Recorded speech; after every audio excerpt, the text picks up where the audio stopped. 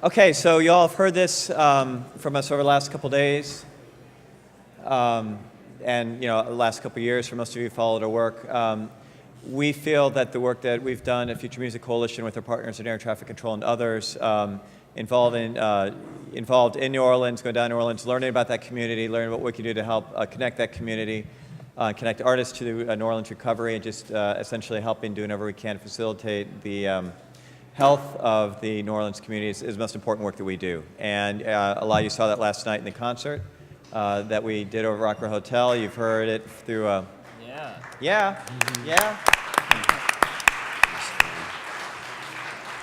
So we wanted to spend a little bit of time, and I'm just really excited to introduce three of my favorite people in the whole world. We have Neda Ulaby from NPR, and she's going to be talking with Jordan Hirsch from Sweet Home and Craig Klein from Bonerama. And we are hopefully going to be joined by our friend Willard Jenkins, who's been lost in transit, but hopefully will be here to join the conversation about the status of the New Orleans community and where we are and where we need to go. So Neda, thanks.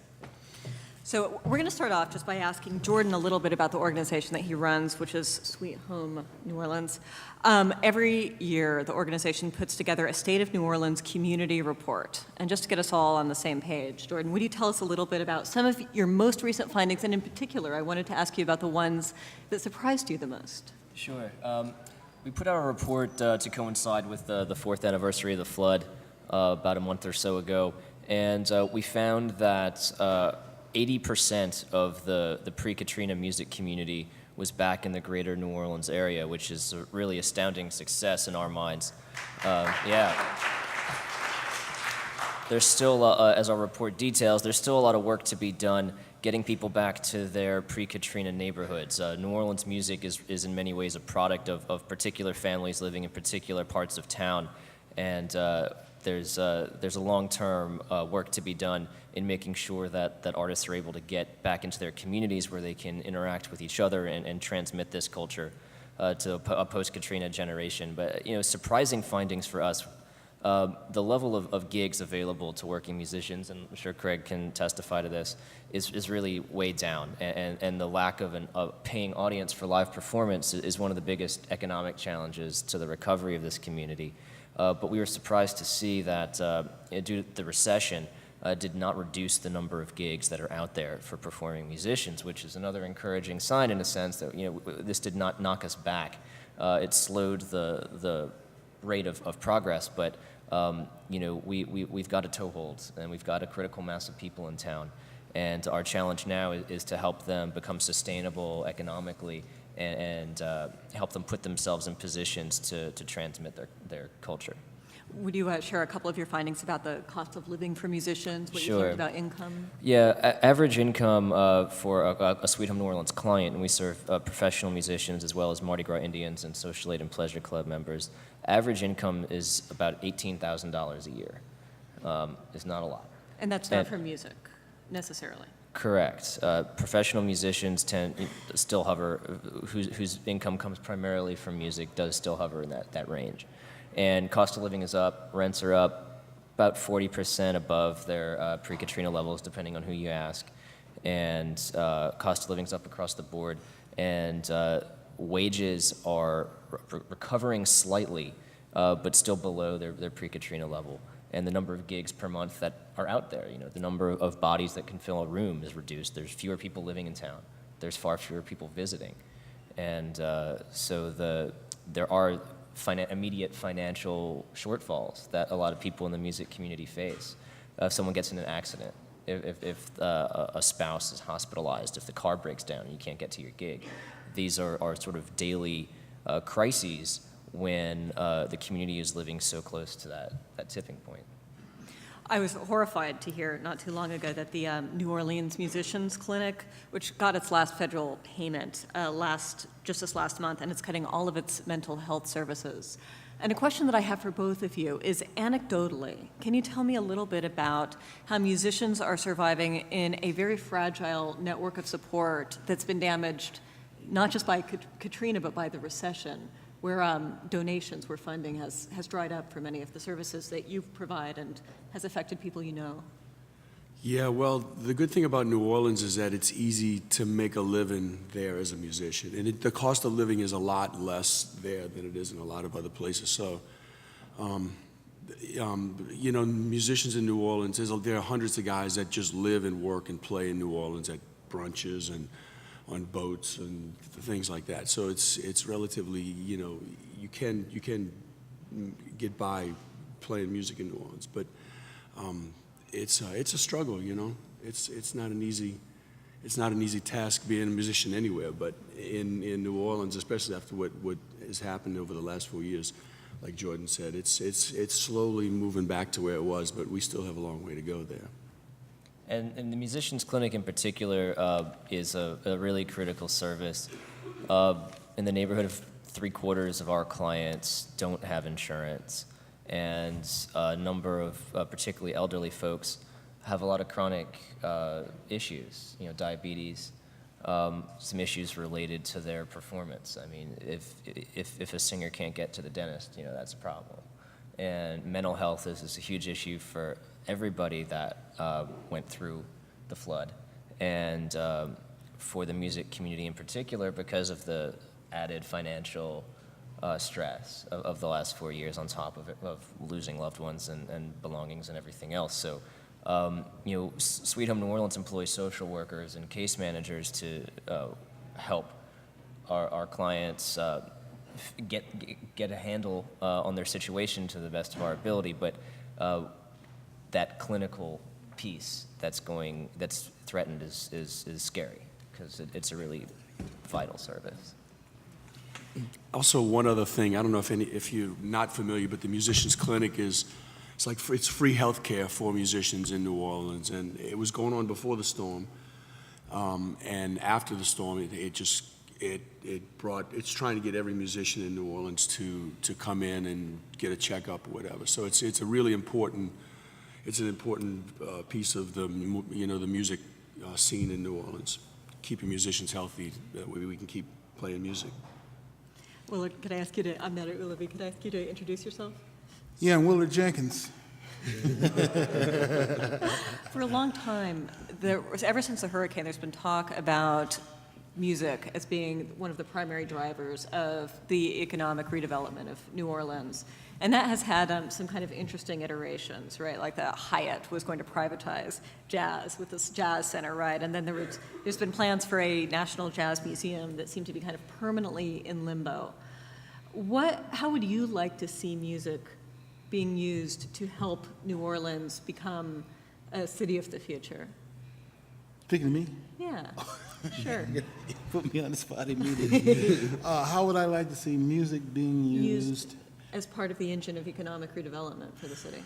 Well, because music is so central to the fiber of New Orleans, I think it's essential that music be part of the redevelopment of New Orleans, because in my time in New Orleans, which was a little over a year, I was impressed by the sheer number of world-class musicians who live in the New Orleans community and who enrich that community by performing at various venues around town.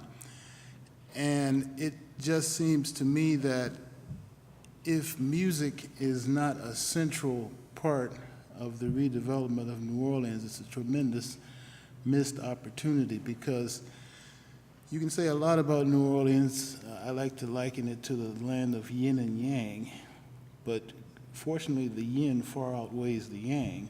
There is a lot of yang, as these guys can attest, but part of that yin is the rich music culture of New Orleans. It goes even beyond the fact that there are so many great musicians living in the community. It goes to the fact that kids grow up with music, and that a lot of people remain in the community. It has a kind of a magnetic quality for so many people. And the fact that you can produce one of the biggest music events in the world, the New Orleans Jazz and Heritage Festival, and practically populate that festival. I'd say that festival is a good 80% Louisiana music. And the fact that that can happen and that can be an event of that magnitude really speaks volumes. That and the fact that there are so many festivals in the area on a regular basis, more than any other place I'm familiar with. And there's always good music. So again, as I say, if music is not a part of the central part of the redevelopment of New Orleans, it's a huge missed opportunity. And I'd add, in terms of being an economic driver, that there are a few approaches, perhaps a little more decentralized than the project you were mentioning. There are some zoning issues, for one. Live music on Rampart Street, for example, which is on the edge of the French Quarter and historically was an entertainment district. It's currently not zoned for live music. There are ways to present live music differently to take advantage of the folks who are in town. For example, we've surveyed as many clubs as we could and found opportunities. For example, there's no traditional jazz that starts before 8:30 or so. So we started doing a traditional jazz set that we partnered with the venue on as a happy hour. We're going to be working on some more family-friendly stuff. New Orleans, the demographics changed, the economy changed, but the folks who are presenting music haven't really had the information available to adjust how they present. So the way live music is presented is one way that the culture can really bring more dollars in. There's also, there's a ton of stuff. There's a ton of stuff that could be done that we'd love to see done. J&M Studios is a laundromat. There are landmarks like that around the city that we'd love to see redeveloped and put into commerce. And in terms of recorded music, we're working with artists. Thankfully, through the Ford Foundation, we have a pro bono attorney who's an entertainment attorney who comes in, works with artists, educates them about this is a good contract to sign, this one isn't, why? Are you getting your royalties? Are you getting your mechanicals? Do you know how this stuff works? Because what you have at home is you've got a culture, and we all would like to see is for that culture to sort of meet commerce in a way that's most beneficial to the practitioners, but we don't always have the systems in place to do that. So Sweet Home's trying to provide some support services to allow, to take what we've got and just maximize the financial benefit to the artists. Have you, I asked you a question, you guys a question. I know that, there's two things I had in mind.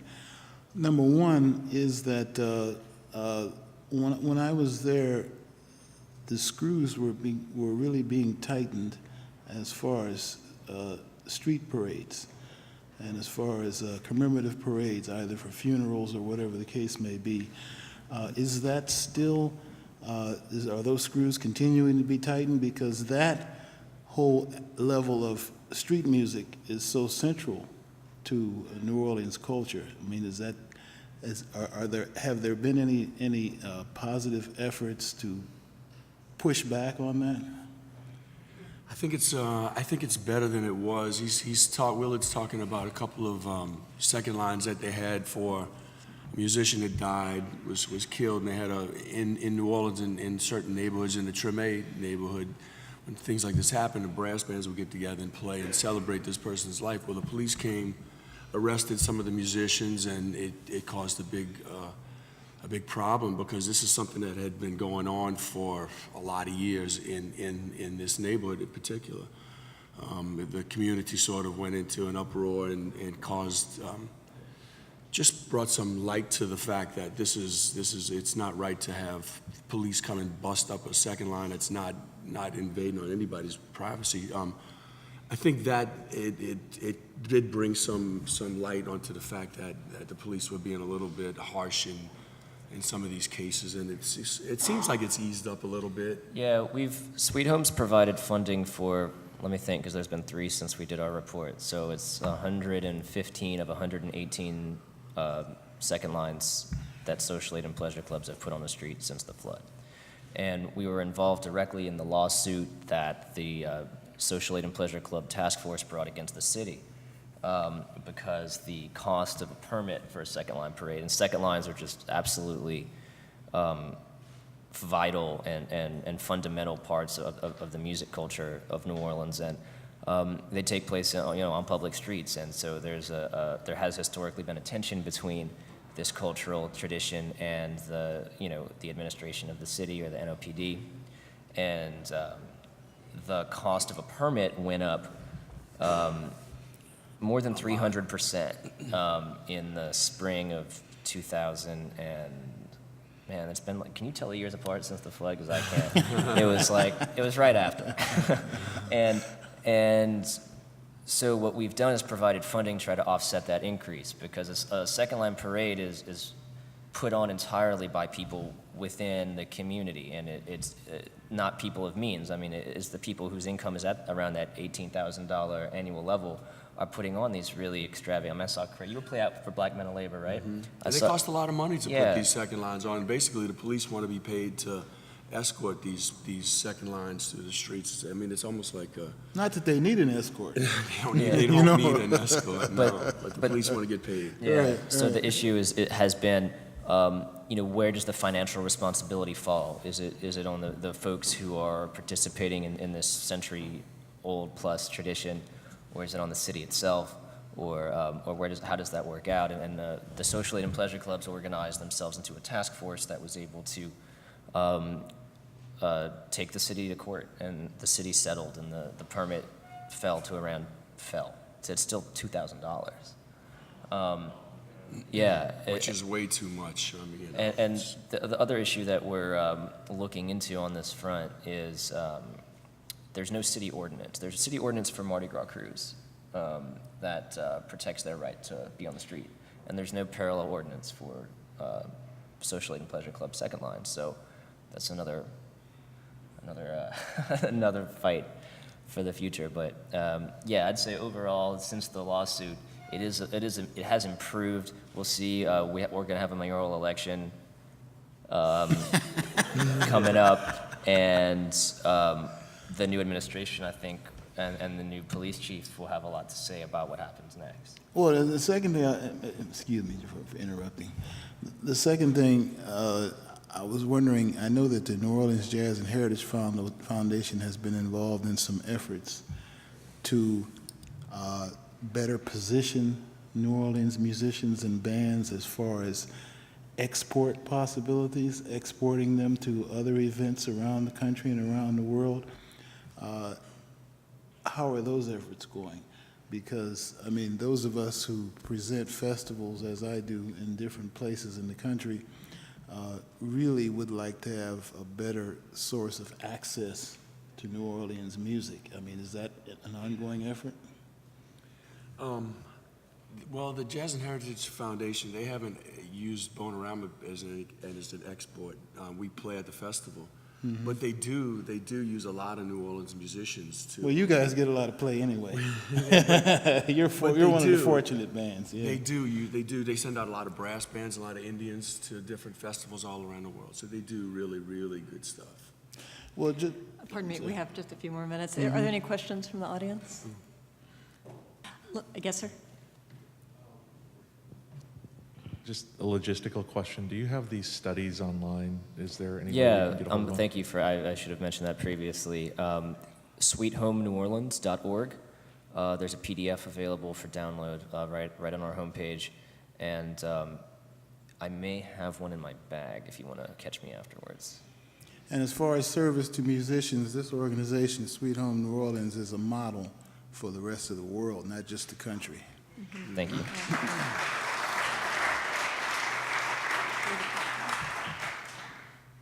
Yeah, as you move further away from the incident of the flood in 2005, what's going to be the focus of Sweet Home's efforts? That's a good question.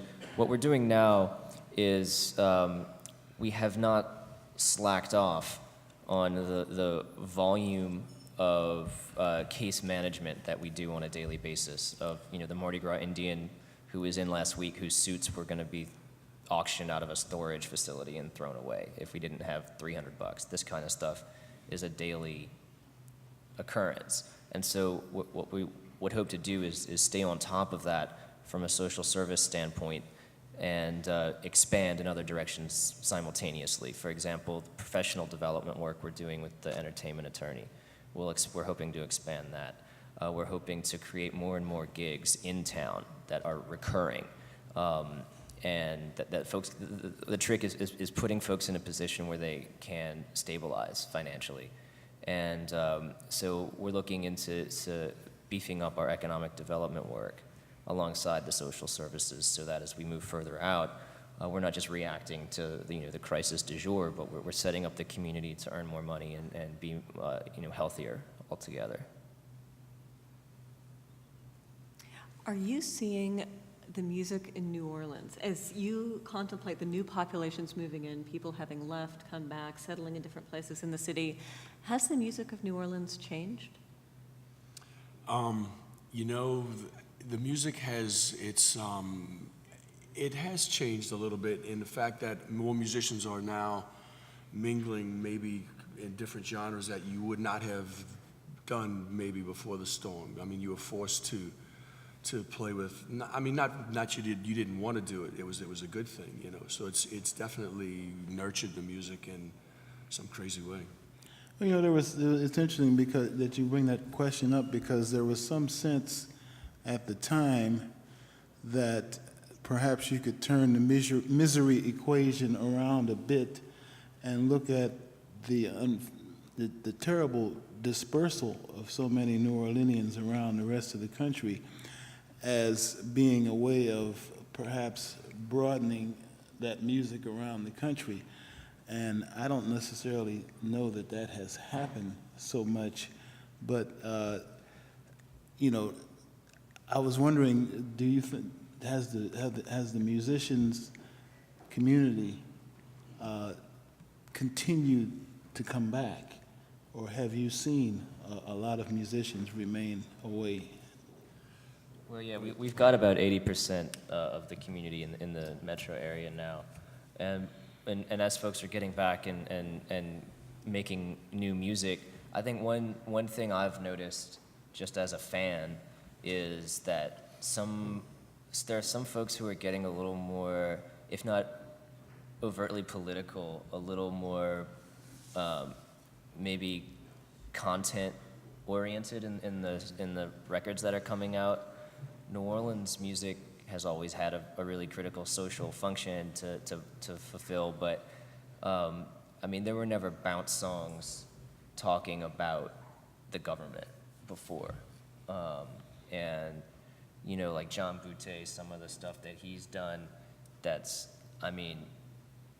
it's just a little more pointed, to me. Mm-hmm. So maybe if there's one change in the kind of music that's coming out, I think I've seen a few people in the music community start rethinking the role that their music has to play in conveying the reality of the flood and the aftermath and the rebuilding to the rest of the world. We just have time for one thing. I just wanted to close on the side. If there's one song that we should download right now that is New Orleans right now, can I ask each of you which one it would be? What Bonerama. The whole catalog. I agree. Any performance of Big Chief?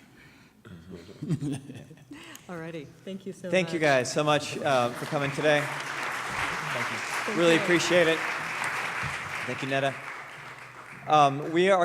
It's going to take us about 5 minutes or so for Mike Realm to get set up. I really encourage you all not to wander, because I think you're all going to find what Mike is going to put on stage here is really going to be fun and worth watching. So we'll take about 4 to 5 minute break, and then we'll be back with Mike Realm. Thanks, everybody.